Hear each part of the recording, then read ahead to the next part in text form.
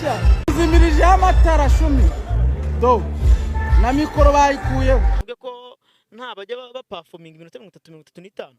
so ariko nyine bura niko biba byana wivuga ngo nuko ngo namamarijemo cyangwa se bashaka izindi mpamvu bishiri guclaiming ikibazo cy'iminota n'amasaha nk'umuntu uba mu ruganda uramutse ugiye kugira inama merci ubaka kanya nakubeshya mungu wanje je nta nama namugira ajya gutangira bino bintu ntabwo namugira sinzi nuko yabitangiye afite no kwicara kigira inama ubwe kuko umuntu usiga umugira inama akagukurira iryinyo mukarwa sumvisha wa muntu kuri TV1 ubimuhanga ngo yagiriye umuntu inama ngo rubavu bararuvuye usubize rero nta muntu mfite kugira inama mu bintu bye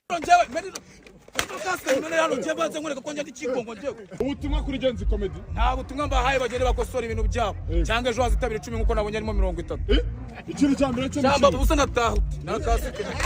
ndata gandebe ubusuhimyende kuyimene agabo barihima ngo yatenye henze mwana niyo kugura amafaranga ntago duhenguza